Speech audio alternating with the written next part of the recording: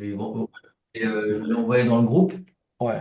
Alors aujourd'hui, on va pas faire, on va juste parler. On va faire l'introduction de la stratégie de notre système de trading. Et après, par la suite, je vais vous donner ce qu'on aura à faire pour pouvoir avancer tout doucement. Donc, je pense que si vous êtes là, si vous avez fini avec Prince, il a une stratégie avec une méthode spécifique pour les gaps, etc., qui est super intéressante. Et donc, ce qui est bien ici, c'est que vous aurez plusieurs stratégies, donc c'est top. Après, à vous de voir si vous voulez garder la même ou imbriquer un peu les deux et trouver, par exemple, les zones, etc. Et puis une lecture de carnet de l'autre côté pour pouvoir trouver votre méthode qui vous stresse pas quand vous tradez, qui vous va psychologiquement. Et donc nous aujourd'hui, ce qu'on va faire ensemble, c'est qu'on va regarder à quoi consiste donc cette stratégie, et on va avancer tout doucement. Donc là, on se base sur les volumes. Sur cette stratégie, on ne traite pas le temps, on traite les blocs de volume. Donc vous allez voir que par la suite, tout ce que vous voyez sur les graphiques ou le carnet, c'est que des volumes et on ne traite pas le temps, même si le temps est très important dans le trading, même si le temps c'est l'expiration des options, même si le temps c'est le temps de rollover, même si le temps est très important dans la vie d'une façon générale. Mais en tout cas, juste pour scalper nous, le price flow, c'est-à-dire c'est qu'on va essayer de suivre une tendance, donc un palier de prix, en décalant d'une zone A à une zone B. Et on va trader cette tendance. C'est l'objectif. Voilà. C'est tout ce qu'on fait. Donc, qui dit trader une tendance, une sortie d'une zone, dit trader des breakouts. Et donc, c'est une stratégie de breakout qui fonctionne très bien dans la tendance, et donc qui ne fonctionne pas du tout ou un petit peu, si on gère très bien sans risque, c'est ce qu'on doit faire, dans les marchés de range. Donc, il faut faire attention si vous voulez trader le price flow, il faut faire attention quand vous êtes dans un marché de range. Donc, ce que vous voyez ici, je pense que, alors il y en a peut-être qui ont déjà vu, mais dans les analyses, etc., mais c'est un graphique daily. Alors, daily, juste pour avoir visuellement hein, une façon de plus claire, entre parenthèses, de lire le marché. Et là, on a des blocs de volume. On a ce bloc, alors je vais mettre mon stylet ici, tac. On a ce bloc de volume qui était vendeur ici. Et quand on l'a breaké et on a fait un retour, on a confirmé qu'il est devenu acheteur et qui a tenu le marché. Et puis hier, avant-hier, donc, vendredi, il vient de lâcher, de faire un excès. Il frôle le TP. Donc, elle a eu peut-être dans les 90% raison sur la variation de notre marché. Donc, c'est top. C'est un très beau. De toute façon, le manage, si on l'a pris sur du moyen long terme, hein, parce que on vise cette zone. Et donc, là, on arrive vers le XC. Ce qu'on va faire, on va réintégrer cette zone acheteuse. Maintenant, ça, c'est un graphique daily. Donc, la confirmation, on ne l'aura pas peut-être aujourd'hui, ou en tout cas, il y a CPI de toute façon cette semaine. Donc, on risque un peu de traîner en attendant le CPI. En tout cas, je pense avec le CPI, on aura la confirmation. C'est est-ce que ce range-là, il va tenir? Et donc, on va repartir peut-être à la hausse. Ou cette zone acheteuse va potentiellement devenir vendeuse et surtout casser cette zone de TP et qu'on décale à la baisse. Et là, on passe sur un marché baissier sur du moyen long terme. Un marché baissier sur du moyen long terme. Alors, c'est rare, on a des marchés baissiers qui restent longtemps parce que c'est tout le temps rapide. Mais on peut avoir, quand on parle, alors, on est en daily, on peut avoir une, deux, 3 semaines quand on regarde où le marché perd de la valeur. Par exemple, ici, on a eu, je vais regarder là, du coup, non. 17 barres, donc 17 jours où le marché ne faisait que retracer. Quand on compte au premier jour de ces 17 jours, pardon, jusqu'au dernier jour de ces 17 jours, et ben on voit, 18 jours, pardon, on voit que le marché faisait que chuter. Et donc là, on est sur une tendance baissière. Un retracement comme ça ou un excès, on ne le prend pas en compte, c'est juste un excès. Il faut vraiment plus de confirmation. Et donc, on va se baser sur les volumes et tout ce qu'on va faire, c'est qu'on va bouger d'une zone de volume à une autre. Donc, si on casse vers le haut, on va aller chercher cette zone intermédiaire. En arrivant sur cette zone intermédiaire, ben, on remet notre scénario en 50-50, donc plus haut j'achète pour aller chercher mon vendeur et plus bas je short pour aller chercher mon acheteur. Donc vous allez voir que tout ce qu'on va faire, c'est qu'on va suivre le marché, on va attendre des confirmations et suivre le marché par la suite. Euh, quoi d'autre? Quoi d'autre? Quoi d'autre? Quoi d'autre? Moi, j'ai une question, Makram, là, tu vois, ta zone Yes. H que tu as tracée, à la base, c'était une zone vendeuse, non? Oui, c'est ça, ici. Et c'est quand ça a break, Alors, quand ça break, pour l'instant, on peut dire que c'est un vendeur qui a lâché, parce que on voit hein, que le marché il a décalé, je ne sais pas combien de points. Mais encore plus, la confirmation, c'est quand le marché revient, il fait son rebond dessus, il repart à la hausse. ouais, Là, on confirme que c'est une zone acheteuse. Maintenant, seul souci, entre parenthèses, c'est que c'est vrai que cet acheteur, alors c'est un peu poussé sur les volumes, mais que cet acheteur n'a pas poussé vraiment le marché jusqu'à la contrepartie. On s'est raté avant. Normalement, quand notre acheteur il est assez costaud, on fait l'offre et la demande. On va aller chercher la contrepartie. Et bien là, on a eu du mal sur le premier passage. Deuxième passage, donc on dépasse la zone intermédiaire, mais pareil, on s'arrête encore plus loin. Mais bon, puisqu'on a une semaine CPI, on va dire que le marché nous prépare un mouvement plutôt intéressant pour cette semaine. Là, si je prends un exemple d'une très bonne zone acheteuse, je vais juste vous changer. Alors là, c'est sur le scénario de scalping. Hop, d'hier, par exemple. Hier, sur le Nasdaq, bah, on a ouvert ici, sur cette zone acheteuse. Donc, le biais, on va suivre après donc, la confirmation sur le carnet, mais en tout cas, plus haut, on fait que des achats. Donc, tout ce qu'on va faire, c'est qu'on va acheter, ce retracement, on sort, on va acheter, ce retracement, on sort, on va acheter, ce retracement, on sort. Bon, malheureusement, la journée, elle était dégueulasse, bah, jusqu'à 18h, 19h, je crois. Puis après, ça ouais. a accéléré. Alors, attends, je vais regarder exactement. À 18h. 18h, après, on a eu un mouvement en ligne droite, et puis après, on a touché la zone intermédiaire.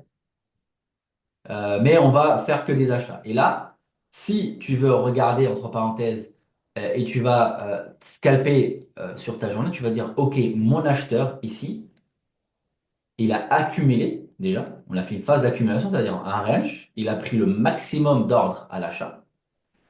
Il a renvoyé le marché donc d'acheteur jusqu'à la contrepartie vendeuse. Donc il est assez costaud. Il a quand même poussé le marché pour aller chercher la contrepartie.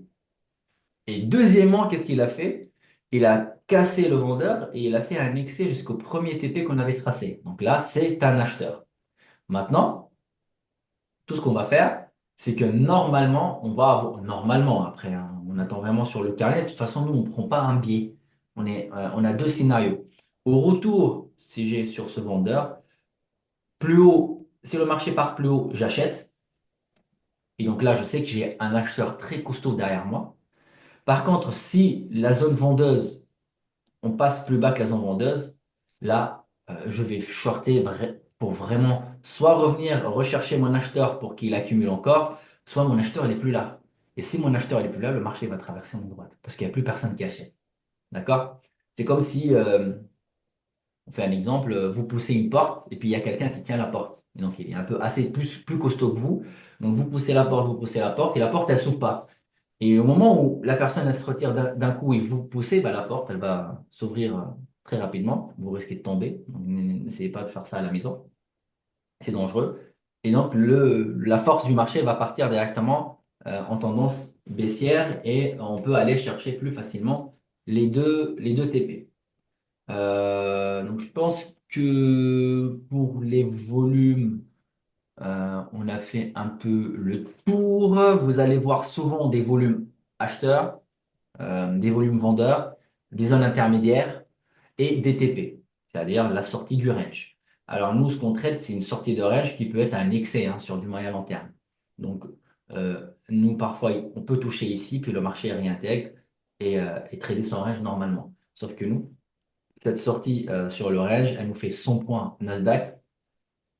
En scalping avec l'effet de levier futur qu'on a avec un lot, c'est énorme hein, ce qu'on peut prendre sur 100 points en dollars, entre parenthèses, avec l'effet de levier, C'est plutôt pas mal, ça nous fera des très belles journées.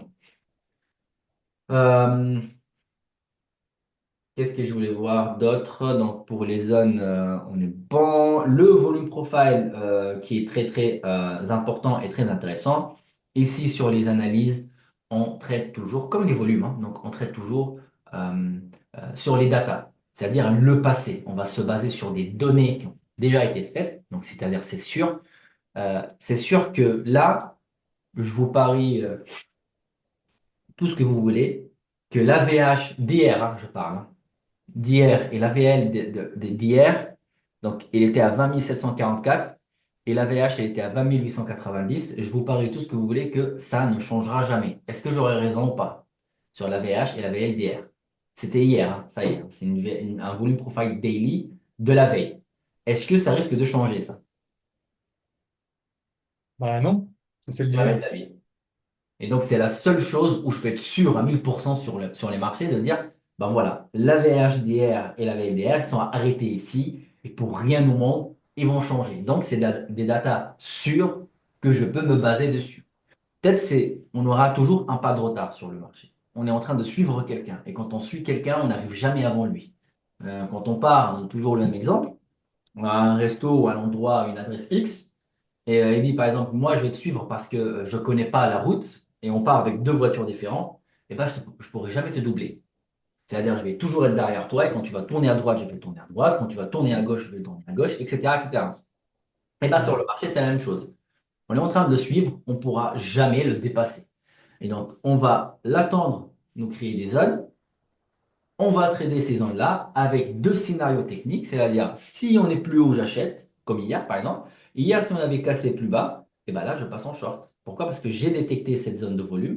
Plus haut, j'achète et plus bas, je short dans un premier temps. Alors, ça a l'air petit ici, mais on est sur du 90 points. Et sinon, je short encore pour 219 points sur le Nasdaq. OK? VWAP, ça, volume profile, donc j'ai fait l'introduction. VWAP, pareil, on va le voir par la suite. Donc là, ce que vous voyez ici, c'est la VWAP de la veille qui reste là, en plus. Donc là, en plus vert, ça ne veut rien dire, hein, mais voilà. En plus vert, c'est quand on est plus haut de la VWAP que de la veille. Et en plus rouge, comme hier, par exemple, quand on a tradé. Donc la VWAP d'avant-hier, elle était là. Et puisqu'on a tradé plus bas que la VWAP du 10 janvier, eh ben, elle était rouge. C'est pas parce que voilà, c'est rouge. Alors il y a des techniques, hein, plus bas en short. Et l'objectif, c'est que voilà, le marché, de toute façon, il bouge d'une zone à une autre. Il y a pas de... On peut target, on peut reconfirmer un peu et renforcer la probabilité qu'on aille chercher le vendeur parce qu'on va dire, OK, moi je ne m'appuie pas sur ça. Je m'appuie que sur le POC et le Naked POC, ce qui est très intéressant. On verra ça aussi sur le volume profile quand on passera. Alors, j'ai fait deux cours, hein, sur le volume profile, mais n'hésitez pas à commencer par les volumes et après regarder le volume profile.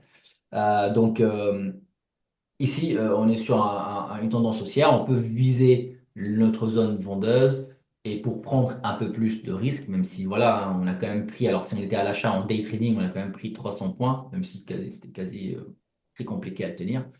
On va pas prendre des risques encore pour 28 points de plus. Donc on arrive là, on coupe. Mais parfois, la view up de la veille, elle est pile dans la zone. Et là, on se dit, OK, c'est une double confirmation, entre parenthèses, qu'on peut, qu'on Ouais, on peut. peut s'en servir de TP. Même là, imaginons que si le marché il descendait, il avait cassé la zone intermédiaire, ça Ici, peut être un premier TP, au moins la VWAP de la veille pour c'est sourcer un ça. peu le. Voilà, c'est ça. Alors ça, c'est ce que j'utilise moi dans le scalping, c'est que quand j'arrive vers la VWAP, je commence à sécuriser, à manager agressivement mon trade. Parce qu'on a toujours des réactions, c'est les algos, hein, ils se basent vraiment sur la VWAP, et on a toujours des algos, donc des réactions très, très agressives sur la VWAP.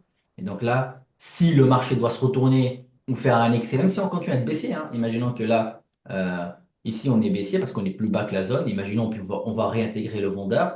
Donc, le marché fait ça. Il peut venir ici, repartir haussier pour après continuer sa tendance de fond baissière. Mais il y a toujours des grosses réactions. Macron, tu donnes plus Yes. d'importance à la VWAP de la veille que celle d'avant-hier. C'est ça. Donc, C'est ok. ça. Toujours la VWAP de la veille.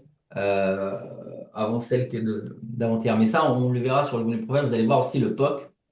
Là, je vais faire un petit point sur le volume profile, mais j'ai l'exemple en haut qui est plutôt pas mal ici. Ici. Donc là, vous voyez ici, par exemple, dans notre range, qu'est-ce qui s'imbrique avec notre bloc de volume ici, donc les verts, les rouges et l'intermédiaire, donc acheteur, vendeur, acheteur, intermédiaire, vendeur. Et ben vous voyez que, par exemple, notre VAL, c'est notre zone d'achat. On a eu donc une double confirmation entre parenthèses. Donc le bas de notre volume profile, le bas de 70% de concentration, hein, je parle de 70% de concentration du mois dernier, bien évidemment, parce qu'on est toujours dans les datas. Là, quand on scalpe, on fait la veille, mais quand on est sur du moyen long terme, on se base bien sûr sur le mois dernier ou la semaine dernière, hein, si vous voulez. On peut mettre last week ici. Et ben, vous voyez pareil, hein, on a une VAL. Là, moi, j'ai plus dézoomé pour des raisons où j'aimerais bien en fait prendre une tendance.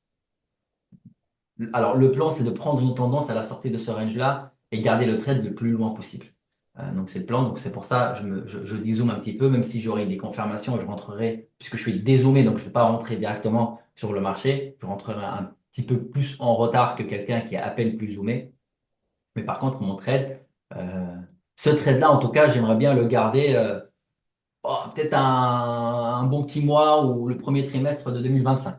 Donc voilà, c'est quelque chose qui va durer longtemps. Donc bien évidemment, la logique dit que c'est quelque chose qui mettra aussi longtemps à se préparer. On ne peut pas rentrer et analyser en 2 secondes et garder son trade pendant 2, 3, 4 mois. C'est pas, c'est un peu compliqué. Donc on a la VL de la veille.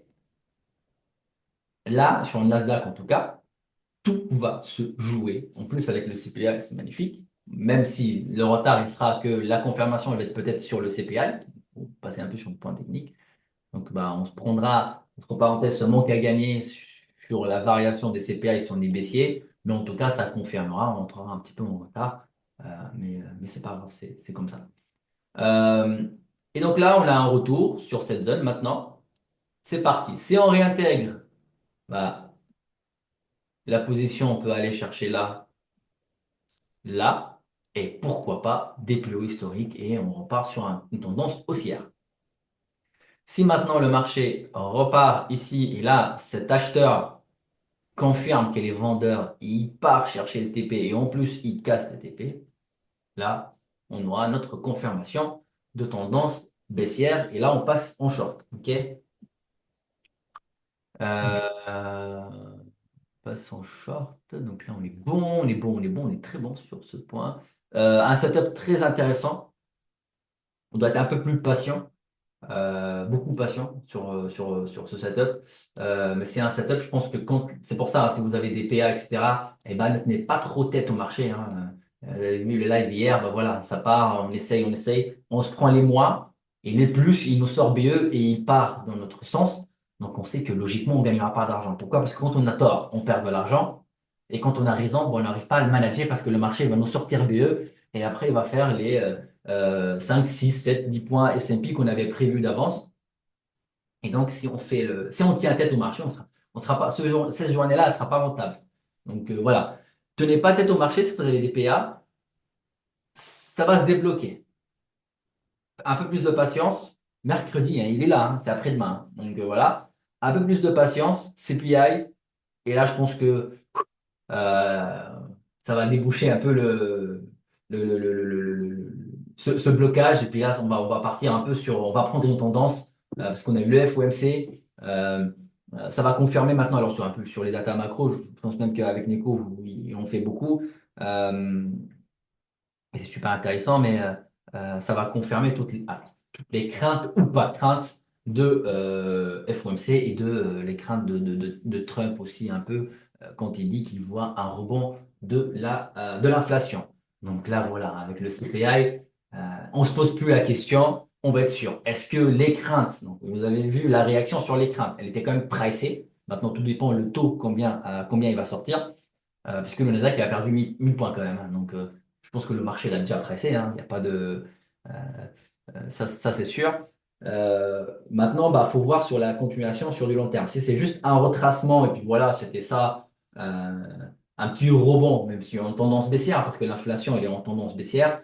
Donc on part sur des taux. Après, on fait un petit retracement, on continue à partir. On fait un petit retracement, on continue à partir. Donc l'inflation baisse, mais parfois elle fait quelques rebonds.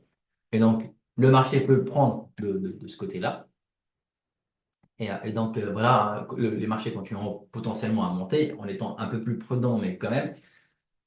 Ou bah, si on confirme que voilà, hein, l'inflation elle remonte et puis on repasse des taux de l'inflation, donc on repasse au plus haut, c'est-à-dire si on était à 3,2, 3,29, et après on fait un retracement à 3, et après de 3 on fait 2,7, comme on l'a dit, c'est un rebond. Maintenant, si on fait 2,8, 2,9, 3 et on commence à repartir, ah là, c'est plus un rebond, hein.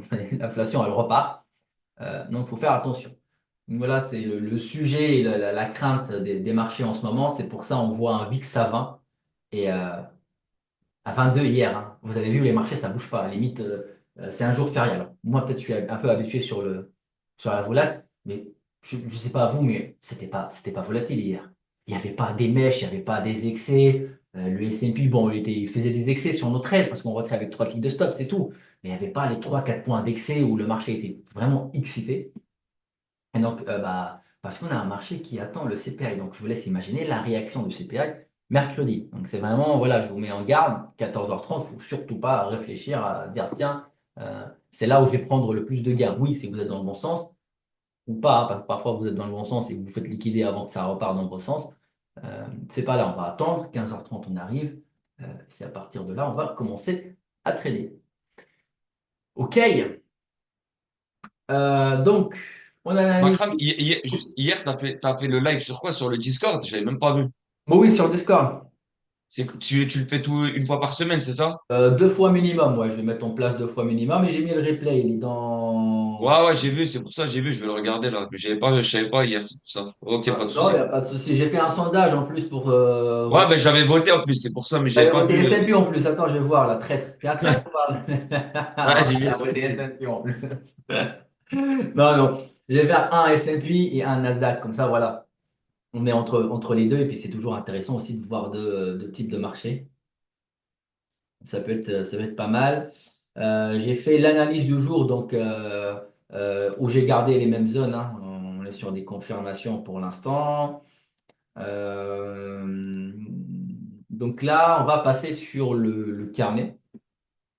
Et donc vous voyez que le carnet, je fais copier-coller donc mes zones sur mon carnet. Donc vous voyez ici, c'est mon range. Acheteur, hop, je vais prendre mon stylet ici. J'ai mon acheteur, vendeur, zone intermédiaire et mes 2 TP à la hausse comme à la baisse. Si le marché décale, voilà. Et on est, comme on l'a dit, sur 2 scénarios dans le fond. C'est-à-dire quoi? Je rentre. Alors, j'ai 3 scénarios. Si je vais dézoomer, c'est-à-dire plus haut, je vais acheter jusqu'ici. Plus bas, dans ma zone acheteuse, je vais vendre jusqu'ici. Et si on réintègre, je trade mon range. Je respecte mon range, c'est-à-dire vendeur, acheteur. Et donc là, vous voyez, on a un, deux, 3 scénarios. Donc, quand on rentre avec 3 scénarios. Maintenant, on va rentrer dans les détails de ces scénarios-là. Ici, on touche la zone. Donc, alors normalement, je ne sais pas si on prend en compte le matin. Moi, voilà, ça fonctionne aussi le matin, mais la variation, elle est pas chouette. On touche la zone et bah, on aura plus bas, donc je vais faire que des shorts. Et donc là, pour l'instant, on a effectué, alors c'est combien? 114 points. Et au plus bas, on a fait 65 points. Donc on a fait, allez, disons qu'il y a 100 points, on a fait quasi 50% de la variation. C'est quand même un très bon taux, 50%. Mais nous, on prend en compte que le scénario est validé quand on fait 80% de ce qu'on a prévu. C'est-à-dire, si on avait prévu 100 points à la hausse ou à la baisse pour aller chercher le TP, eh ben, il faut faire au minimum 80 points. Et c'est là on commence à prendre en compte que notre scénario s'est réalisé, mais voilà, on a frôlé la zone. Mais si je me dis mon scénario de faire 100 points à la hausse et on fait que 15 points à la hausse, est-ce que mon scénario s'est réalisé? Ah, bah, c'est peut-être pas trop ça. OK? Ouais. Euh, la zone vendeuse, elle est à 21 030. Elle fait 15 points.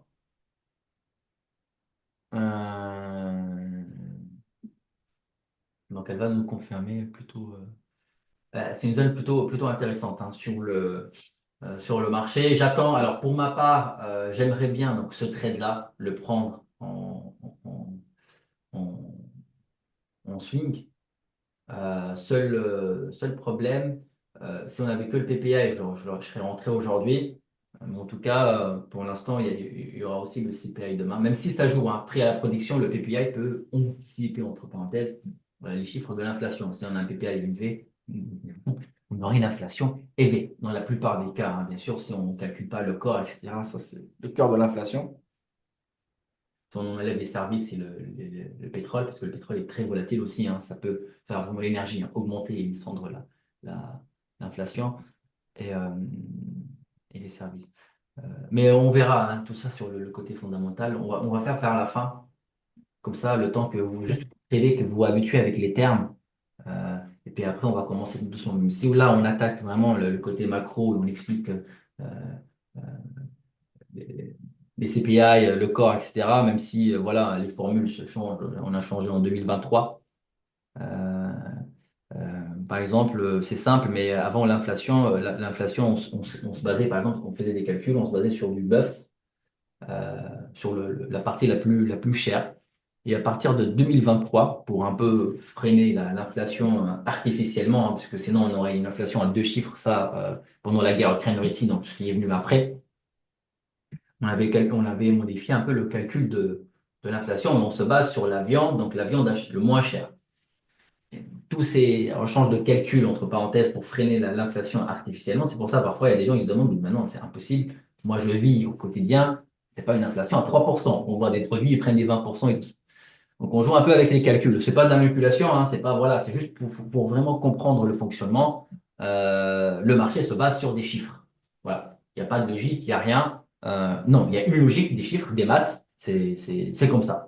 Et donc, il faut comprendre. Il faut surtout pas aller contre. Il faut surfer si on n'accepte pas ça, bah, je pense que, honnêtement, hein, si on n'accepte pas ça, ou on se dit non, mais voilà, le système, etc., et puis on part un peu dans le lien à droite à gauche, bah, je pense que le trading, il n'est vraiment pas fait pour nous parce qu'on va faire que perdre de l'argent, parce qu'on va toujours être dans le sens inverse. Shorter le marché parce qu'on estime que c'est trop haut et acheter le marché parce qu'on estime qu'il est descendu plutôt bas et maintenant il doit faire son rebond. On ferme la parenthèse. Moi, juste ma crame sur le graphique 500 ticks, on est d'accord que c'est le volume profile de la journée. C'est ça. Donc là, oui. OK. Ah, ça, c'est une. Donc, on va regarder le volume price, c'est le current day, donc c'est le jour J. Et vous allez voir que quand on arrive, alors si vous regardez le live, c'est là où je parle de ça, le live d'hier, c'est que à 15h29, ouais, 15h29 et 45 secondes, hein, c'est pour ça, moi je mets les secondes, j'aime bien. Ouais, tu les traces Et juste avant c'est l'open. ça. Je vais tracer ma VH d'avant Open et ma VL d'avant Open, c'est-à-dire de l'Open futur, avant l'Open cash. Et si je vous dis la VH Globex, donc, elle s'arrête, entre parenthèses, avant le cash, et ma VL, elle est à ce prix-là, pareil, c'est des datas sûres. C'est-à-dire, ça y est, c'est devenu dans le passé, et à aucun moment ça peut changer, parce que c'est du passé. C'est comme ça, on ne peut pas changer le passé. Et c'est des zones que je peux, entre parenthèses, me baser dessus. Quand on ouvre à l'intérieur, faites attention. Alors, quand on ouvre à l'intérieur de la VHVL et en plus on est dans une zone intermédiaire, il va y avoir une seule journée où ça va être directionnel. C'est la journée où le marché va casser ce range. Sinon, la plupart, ça va vous faire ça. Et voilà. Tentez pas des breakouts sur ces jours-là parce qu'on va perdre 9 fois et on va gagner une fois. Et c'est vraiment pas intéressant. Alors, sur des journées, hein. Sur des trades, oui, on peut perdre 7 fois et gagner une fois, ça rattrape pour nos stops. Mais sur des journées, faut tenir psychologiquement, hein, d'être en perte pendant 9 jours pour que le jour où on gagne, on rattrape 9 jours de perte. C'est un peu, voilà. Euh, Par contre, les jours où ça ouvre au-dessus de la VH, on considère que le prix peut aller chercher la contrepartie plus haut. Bien le TP, par exemple. c'est ça. C'est ça. Ok. Et donc là, je pense que, alors, on verra, bah, là, ça va être faussé, hein, ça, parce qu'on a le PPI qui va ramener Ouais, beaucoup. ouais, ouais. Ouais, ouais, ouais, Mais j'étais plus. Ouais. oui, en temps normal, imaginons que là, il est 15h29. Mais c'est magnifique, on peut faire juste annexer de l'open ici, et après on repart, et on fait que un marché haussier. Et là, on cherche la tendance. Et vous allez voir que quand je fais des lives, il y a des journées où limite, je dors sur mon trade, je me mets BE, je lui dis maintenant il va y aller. Et vous allez voir qu'il y a des journées où à peine je suis à 3 ticks de gain, 4 ticks de gain sur le S&P par exemple, ou 5, 8 points sur le Nasdaq, je me mets en BE. C'est pas parce que ce jour-là je suis courageux et l'autre jour j'ai peur, non, c'est la configuration du marché. Ok? C'est vraiment là, c'est du marché où je dois sécuriser parce que je suis pas confiant sur le setup. Et il y a des journées où je suis confiant sur le setup. Vous avez remarqué ici, pareil, hein, sur le volume profile, donc c'est le volume. Et ici, c'est le VPOC. C'est le point of control, donc le point de contrôle. Et là, vous voyez le petit V, pareil, il parle de volume. C'est-à-dire, c'est le volume, le plus gros volume échangé, euh, le plus gros volume échangé sur ce prix-là. Et donc, si on descend à la 40, normalement, notre POC est là, 402. Donc, vous voyez, le marché il est calme, hein, il n'y a rien qui bouge, hein. Pour l'instant, il n'y a pas de volume, on attend vraiment du PI. À 21 042, on a 402 lots. Et si vous regardez tout le carnet, là, il y a 401, ça frôle, je pense que ça a été l'ancien POC, 378, 359, 398, mais à aucun moment vous allez voir un 403. Il y a des jours où, en attendant, on travaille un volume ici, ça monte à 402, et pendant 1 ou 2 secondes, vous avez deux POC, parce qu'on a 402, 402, donc Atas il va détecter les deux, et puis après, il y en a un qui va passer le nouveau POC. Et donc, c'est un POC VPOC, c'est un POC de volume, ou le volume le plus échangé. Et le POC classique, donc le point of control, c'est là où le marché a passé le plus de temps. Et puisque nous, on traite de volume, on ne peut pas se baser sur un POC de temps. C'est pour ça, quand on traite des volumes, on ne peut pas mettre des bougies M1. Alors, ça peut, hein, dans l'ensemble, oui, parce que le marché va aller chercher cette zone, etc., mais pas de la même variation attendue. C'est-à-dire là, c'est une variation par rapport au temps. Et nous, ce qu'on veut, c'est une variation par rapport au volume. Ok, même si, quand on le voit ici, ça a l'air plutôt 15h30. De toute façon, toujours, hein, le marché, après, après, après la session, ça a l'air toujours simple. 15h30, 15h30, 15h30. On ouvre ici. Donc là, on part haussier. Ouais. Donc là, c'est le temps qu'on trade. Alors, je vais le mettre là. Et là, je vais le mettre directement en espérant qu'il reste ici. Il ne change pas. Non, il change.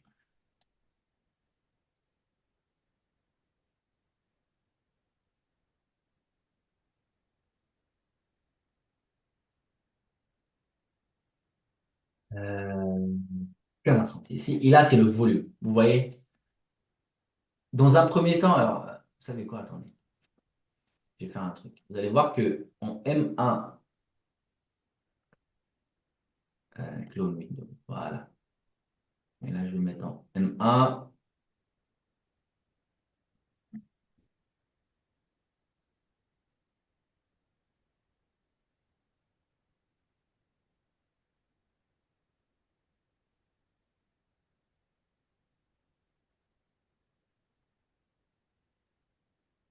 Euh,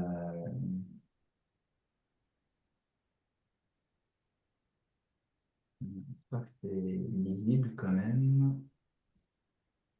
On va faire une petite comparaison très rapide. Donc 15h30, nous sommes ici. Ah mince. Ah bah oui, j'ai mon carnet. Je vais enlever un peu celui-là.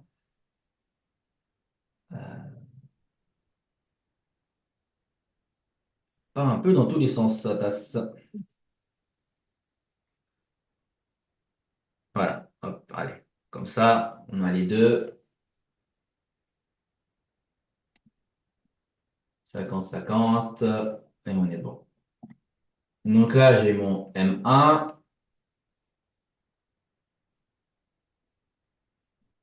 J'essaie d'agrandir à 15h, donc 15h30 à l'open. Et là, j'aurai mon 500 ticks à l'open.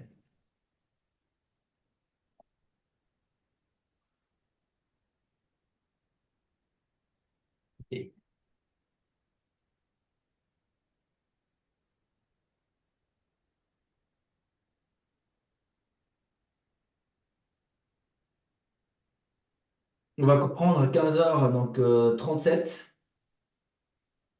Et si on se base donc sur les volumes, sur le temps, eh ben, on est vraiment beaucoup en retard. Pourquoi? Parce que notre façon de trader, c'est qu'on doit vraiment rentrer sur les volumes. C'est-à-dire là, on a une tendance baissière et cette tendance baissière, elle se confirme qu'à la sortie de ce volume-là. Pourquoi? Parce qu'on n'a aucun acheteur qui a essayé de faire un palier de prix aussi. Alors, même si c'est graphique, hein, on ne se base pas sur les graphiques. Ici, par contre, on peut voir sur l'order flow ici que, pas ça, ici, hop, que j'ai un vendeur, un acheteur. Le vendeur, il baisse son prix, il casse cet acheteur. Et donc ici, il devient le dernier vendeur. Et là, il lâche. Et vous voyez ici, sur les paliers de prix, donc j'ai un vendeur à 20 720. C'est quelque chose que je dis souvent, qu'on traite souvent. J'ai un acheteur à 20 705, donc 15 points entre acheteur et vendeur. Plus haut, j'aurai un palier de prix haussier, donc je tente un breakout et je passe à l'achat. Et plus bas, j'aurai un palier de prix et je tente un breakout et je passe en short. J'imbrique mon palier de prix avec les blocs de volume et je suis dans la zone, c'est-à-dire pareil, plus haut que cette zone-là, j'achète. Donc ça confirme ma lecture de carnet, ça confirme ma zone technique. Et plus bas, ça confirme ma lecture de carnet et ça confirme mon order flow technique parce que je suis plus bas que cette zone-là, je vais shorter. Ok, donc quelque chose avec le temps, on ne pourra pas l'avoir. Ok, on sera vraiment en retard. Sachant qu'on ne regarde pas non plus le carnet, le graphique pour rentrer en position. Tac, tac, tac. Donc après, on va revenir sur 15h30. Donc hier, il y a des journées qui sont compliquées. Mais en tout cas, donc après, bah, on va essayer de prendre un palier de prix aussi. C'est-à-dire là, on achète. On voit que le dernier acheteur est ici, agressif. Donc, au moment où le marché lâche, eh ben, on ne fait plus d'achat. On laisse le marché repartir, repartir, repartir, repartir à la baisse. Au moment où là, le marché part, eh ben, sur ce retour-là, on passe à l'achat, soit en encaisse, soit BE, soit sur un trade qu'on peut finir en stop. Et on tente un breakout sur l'ancien vendeur qui était là. Donc là, on se prend un stop, mais le marché ne décale pas plus que notre stop. Donc, on a juste un excès, on garde notre palier de prix haussier. Et maintenant, ce vendeur-là, il lâche. Donc, tout ce qu'on va faire, c'est au retour, on achète ce vendeur qui potentiellement deviendra un acheteur. On confirme ça sur le carnet et on part. Au moment où on arrive à la VWAP, on va commencer à se baser sur le dernier prix acheteur en micro-variation, c'est-à-dire vraiment le plus agressif que vous voyez ici, par exemple. Alors, entre les deux, hein, soit, là, on regarde les datas, mais on n'est pas devant. Donc, soit les 800, je n'ai pas tradé le Nasdaq hier, mais soit les 800, soit les 806. Et votre stop suiveur, il va être derrière. Donc, si vous êtes derrière le 806, eh ben, on se place avant de toucher la VWAP, hein, je parle là. Donc, 806. Et là, le marché décale. Et là, bah, vous allez le manager et vous sortez sur un stop suiveur ici. Si vous êtes sur du moyen, du scalp de tendance, ce que je déconseille hier, hein, quand on voit le marché et on sait qu'on ne pourra pas le faire, et ben on reste ici. Et au moment où votre marché lâche, c'est à partir de là où vous commencez à manager votre trade et vous sortez avec un stop suiveur plus gros, bien évidemment, qu'un stop suiveur d'un scalper. Pourquoi? Parce que le stop suiveur, c'est tout dépend ce qu'on vise à prendre. Logiquement, c'est un scalper, il va viser à prendre encore 5 points Nasdaq. Et donc son stop suiveur, il va être à 2 points. Pourquoi? Parce qu'il va être prêt à perdre 2 points pour aller en chercher 5. Et un scalper de tendance, il va aller viser, je ne sais pas moi, 50 points de plus. Et donc son stop suiveur, il va pas être à 2 points de manque à gagner. Son stop suiveur, il va peut-être à 15 points de manque à gagner. C'est-à-dire il va miser 15 points de manque à gagner pour aller chercher encore 50. OK? Tac, tac, tac. Et donc, voilà un peu le fonctionnement des paliers. 15h, alors à 17h, à 18h, c'est là où c'était beau. Euh, et 18h, on avait 18h, c'est là où on prend la tendance. Hein. 18h, vous voyez que le marché retrace, ça part, même graphiquement parlant, elle est juste magnifique. La VWAP, alors si on avait pris un trade sur la VWAP à l'open, on serait sorti avec un stop suiveur. Ici, non, parce que le dernier prix qui pousse la VWAP, à aucun moment on revient le chercher, donc avant la VWAP. Hein. Non, on serait sorti avec un stop suiveur, ouais. Parce qu'on serait placé ici, on touche, on fait un excès à 2-3 points plus bas et on repart. À vous comment manager vos trades. Et là, on a vraiment une belle tendance, une phase de range, fake breakout, vendeur. Et au J'ai moment une où c'est question, Akram, sur le Nasdaq, parce que bon, moi, j'essaye de faire ça sur le S&P. Tu vois, là, quand tu zoomes le 500 tick, là, tu vois un peu comme un footprint. Oui, oui, c'est l'order flow. Un peu, oui, c'est ça, Voilà, c'est l'order flow de la data. tu considères à partir de combien de ticks il y a une absorption? En fait, lui, il le fait avec le couleur, c'est-à-dire le plus gros de ta bougie de 500 ticks. Ouais, mais tu vois, des fois, tu vas avoir, je sais pas moi, 249 et 251, et au final, c'est quasiment pas. Ah, ok, oui, Et je à vois. partir de combien de ticks tu considères qu'il y a Alors, une absorption? ça, tu l'imbriques avec tes paliers de prix. C'est-à-dire, nous, on va pas regarder toutes les absorptions. Par exemple, ici, moi, je vais pas regarder tout ça. Ça et ça et ça. Alors, je vais mettre mon truc là. Par exemple, je vais regarder ça. Non. Moi, je vais regarder que mon palier de prix. Tout à l'heure, j'ai donné par exemple un exemple sur le S&P, sur le Nasdaq. Tiens, on va revenir. Je me souviens plus, c'était quelle heure? C'était 17 heures, plus bas, 20 000. Alors, je vais te dire exactement.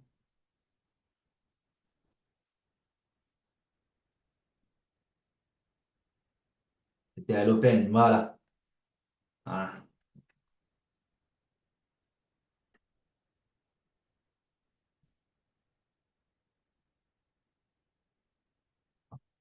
Je vais enlever le volume profil du jour. Hop, je vais remettre après. 20 000, c'est ça. Donc là, par exemple, vous le dites à 20 720 à notre acheteur. Alors, pareil, hein, j'ai pas tradé, donc en plus, je ne l'ai pas tradé j'ai tradé le S&P. Mince, oula, c'est quoi ce V? Attends. Je vais essayer de mettre vraiment un très beau V. Mais au hasard, au pif, mais au pif, non, mais un peu sur la zone. Et donc là, par exemple, tu as ton acheteur, ton vendeur. OK? Donc, tu as ton palier que tu as détecté avec le carnet d'ordre. Et après, c'est sur ces phases d'accumulation ici, tu vas te baser sur ton prix. Donc là, par exemple, 720, on a dit 720, bah voilà, 720 et 721,50. Et sur cette phase d'absorption, quand tu vas voir que le marché absorbe, c'est-à-dire, entre parenthèses, va chercher market ton vendeur. C'est-à-dire, tu as un vendeur ici qui se place, tu as un vendeur ici qui se place, et tu as du monde qui vient et qui clique achat ici. Et c'est à partir de cette phase ici où on absorbe, donc on commence à injecter market et puis on absorbe toutes les ventes, où le vendeur il n'arrive plus à absorber pour faire plus logique, c'est là où tu as, ta confirmation. Et inversement, sur ta tentative de short. Donc, il peut avoir potentiellement une tentative de short avec un stop ici parce qu'on tente un breakout baissier. Et donc, tu vas shorter entre ce prix-là et ce prix-là. Et là, tu vas te prendre un stop de 3 points. Tu vas refaire la même chose ici, entre là. Et là, par contre, tu vas prendre un gain, ouais, si tu arrives bien à l'accompagner. Il a fait une totalité de variation à 63 points. Disons que tu vas prendre la moitié, 30 points. Donc, t'as risqué 3 points vers le bas et tu as pris ton stop à 100%. Tu as re-risqué 3 ou 4 points vers le haut et tu as pris 30 points. Donc, tu as un ratio 6 points pour 30. 6 points de perte pour 30 ou allez, 8 points de perte pour 30. Quasi 1 pour 3 sur le Nasdaq, un peu plus, qui reste un très bon ratio. Donc les absorptions, on ne se base pas sur tout ce qui se passe sur le carnet, on se base que sur les paliers. En fait, les paliers, ça va nous détecter les prix qu'on doit regarder.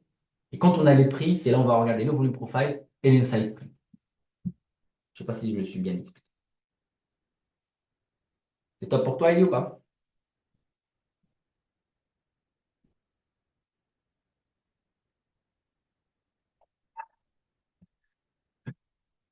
Euh, donc, ce que je vous demande, c'est d'aller. Alors, je vais couper l'enregistrement. Je vais vous envoyer.